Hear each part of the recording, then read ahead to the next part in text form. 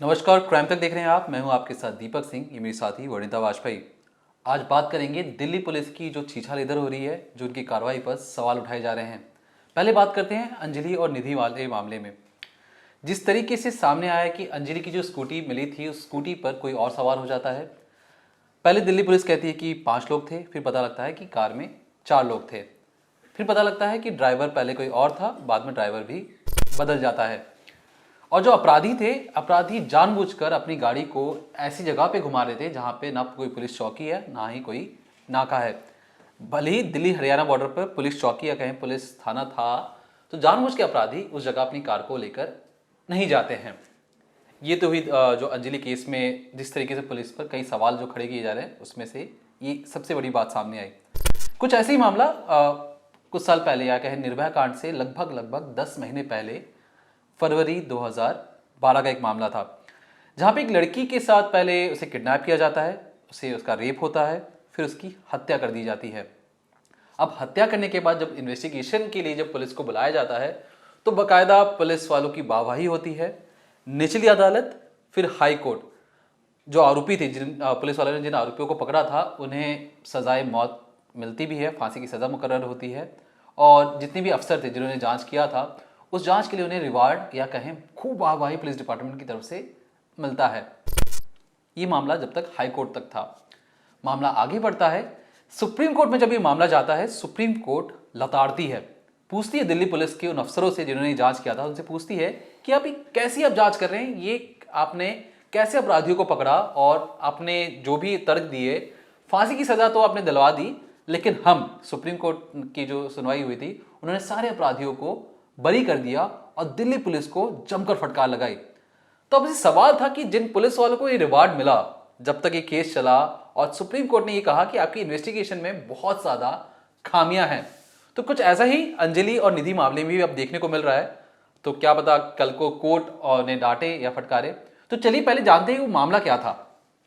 जिस मामले की दीपक ने बात की है, दरअसल वो छावला रेप केस है, जिसका हाल ही में खबर भी आई थी, जिसके बारे में आप लोगों को पता भी होगा कि सुप्रीम कोर्ट ने तीनों आरोपियों को, जो आरोपी माने गए थे दिल्ली हाई कोर्ट और निचली अदालत के तहत, उन्हें बाइज्जत बरी कर दिया। अब आप ये देखिए कि साल 2012 में निर्भया कांड हुआ, उससे पहले फरवरी के महीने में एक लड़की घर से काम करने के लिए निकलती है, जिसके बाद उसे कुछ लोग किडनैप करते हैं, रेप करते हैं, मर्डर करते हैं। यहाँ तक कि जो उसके प्राइवेट पार्ट हैं उसमें कांच के टुकड़े डाले जाते हैं। ये पुलिस की रिपोर्ट में है, ये पुलिस की तरफ से है, ये बातें सारी ये उस रिपोर्ट के अंदर है कि उसके जो प्राइवेट पार्ट है उसमें कांच के टुकड़े डाले गए, उसे सिगरेट से जलाया गया, उसकी बॉडी पर जले हुए के निशान थे। इसके अलावा जो तेज़ाब का भी यूज़ किया गया, कहा गया कि उसकी आंखों पर जो उसकी आंखें गलाई गई तेज़ाब डालकर।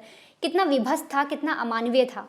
लेकिन अब ये जो पूरा केस हुआ, उसके बाद दिल्ली पुलिस ने जिस तरीके से इन्वेस्टिगेशन की, उस पर सवाल उठने चाहिए, जिस तरीके से अब अंजलि केस पर भी उठ रहे हैं। और ये दोनों ही केस अगर आप देखेंगे ना, तो इसमें दिल्ली पुलिस की इन्वेस्टिगेशन के बारे में आप खुद सोचने पर मजबूर हो जाएंगे। जिस तरीके से अंजलि केस में जब जो चश्मदीद था दीपक, वो जाता है, कहता है मैंने इस तरीके का एक घटना होती देखी है, कार के पीछे लड़की फंसी और ऐसे कुछ वो चीज़ें बताता है, तो जो पीसीआर में उस वक्त पुलिस वाला मौजूद था वो कहता है तुम जाओ अपना काम करो। सेम जब छावला गैंगरेप में जब उनकी बेटी, घर वालों की, जब परिवार की बेटी घर नहीं लौटती है, तब परिवार वाले पुलिस स्टेशन जाते हैं, वहाँ पर कहते हैं कि हमारी बेटी नहीं मिल रही है साहब, आप उसे ढूंढिए। तो पुलिस की तरफ से जो बयान आता है वो बेहद शर्मनाक था।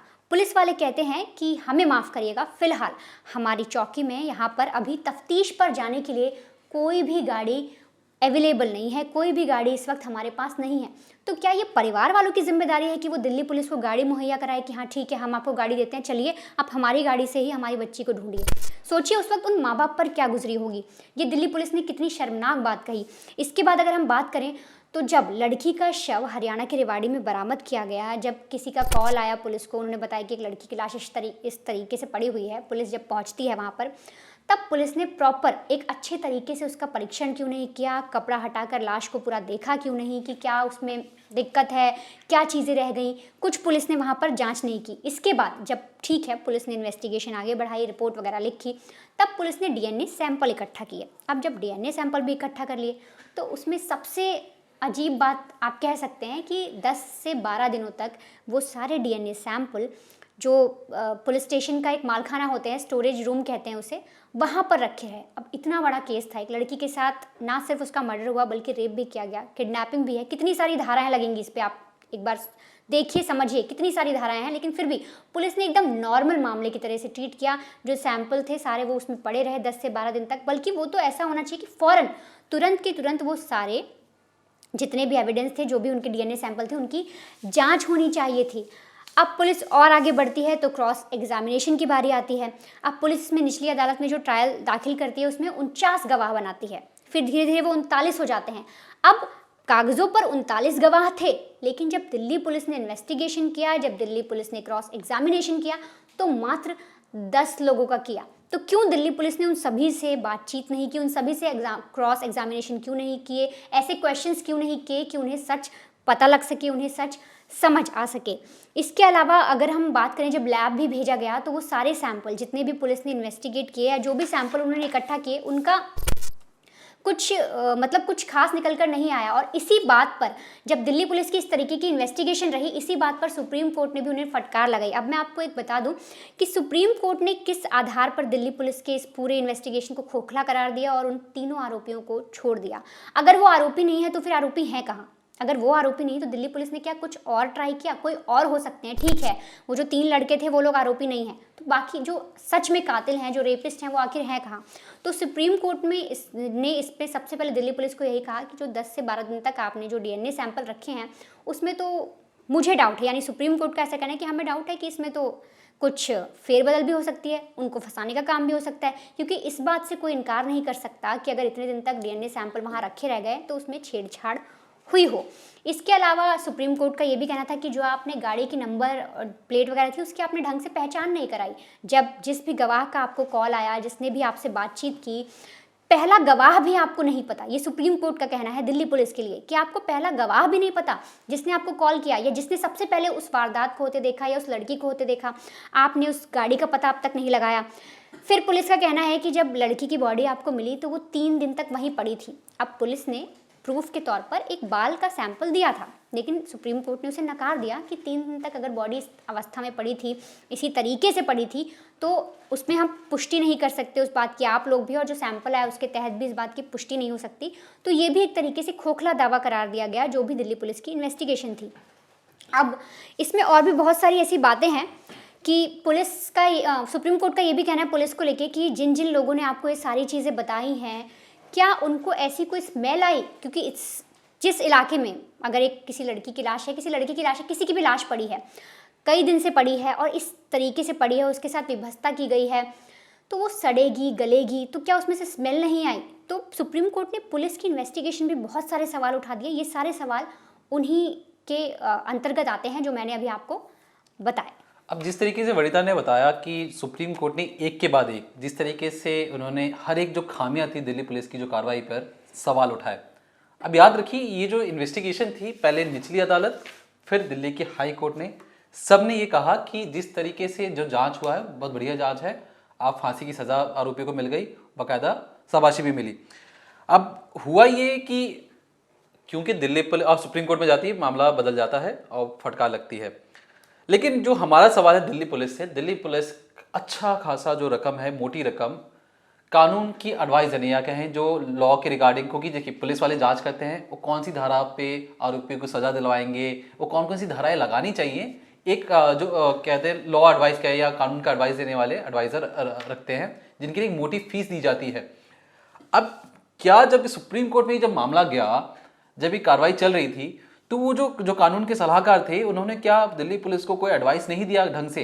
क्योंकि सुप्रीम कोर्ट में जब ये मैटर है तो आपके पास हर एक चीज़ पुख्ता होनी चाहिए, कोई ऐसी लूप होल्स नहीं होनी चाहिए जिस वजह से आपकी जो केस कमज़ोर हो जाए।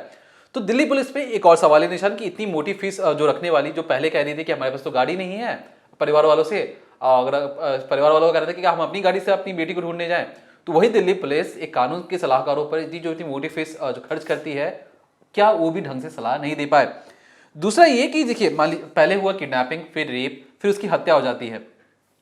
कहा गया कि पहला गवाह नहीं मिला, लेकिन दिल्ली पुलिस ने जिन 39 गवाह जो थे जिनकी उसमें से पहला गवाह नहीं मिला, तो क्या गवाहों से शिनाख्त करवाई कि यही आरोपी हैं? आप कहीं भी कोई भी मामला देखें, टीआईपी एक नाम है कानूनी प्रक्रिया में या पुलिस की कार्रवाई में, उसमें जो आरोपी होती है उनकी शिनाख्त परेड करवाई जाती है।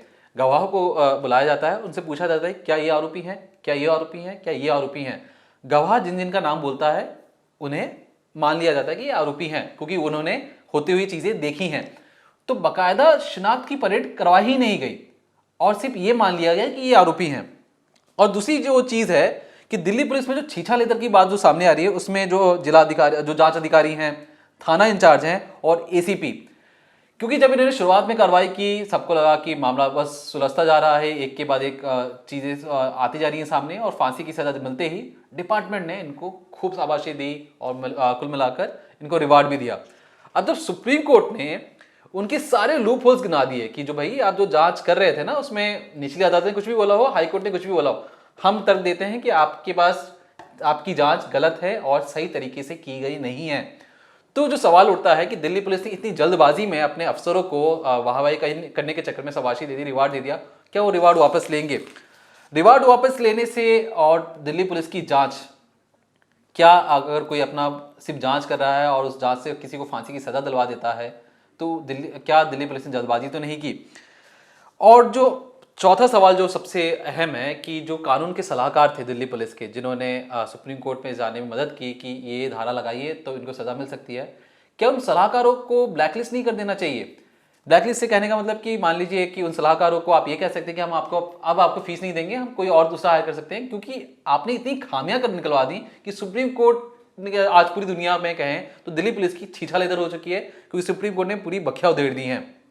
तो यही बात हम आज कह रहे थे कि अंजलि वाले केस में भी जिस तरीके से दिल्ली पुलिस की एक के बाद एक कई गलतियां आ रही हैं, भले निचली अदालत हाईकोर्ट ने सजा दे दी थी, सुप्रीम कोर्ट ने छोड़ दिया, तो क्या अंजलि केस में भी पुलिस को एक कदम पीछे लेकर अपने पर सोचना चाहिए कि हम कार्रवाई क्या ठीक से कर रहे हैं? क्या हम सिर्फ जो अपराधी कह रहे हैं हम उनकी बातें मान रहे हैं या अपनी उनकी खुद की भी इन्वेस्टिगेशन है? क्योंकि हम अपराधी कुछ भी कहे, खुद जो जांच अगर अच्छे से जांच हो तो कोई भी कार्रवाई हो सकती है। याद रखिए ये जो छावला कांड है, ये छावला कांड निर्भया कांड से ठीक 10 महीने पहले हुआ था।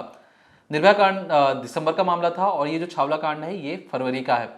तो उस वक्त निर्भया कांड भी आ चुका था, निर्भया के अपराधियों को सजा मिल चुकी थी, लेकिन छावला कांड में अब तक ये नहीं पता है कि उस लड़की का रेप किसने किया, उस लड़की की किडनैपिंग किसने की। और रेप भी मतलब सिगरेट के कई मार्क्स मिले हैं उसके बॉडी पार्ट्स में, हर जगह प्राइवेट पार्ट से लेके बॉडी पे दागे गए हैं।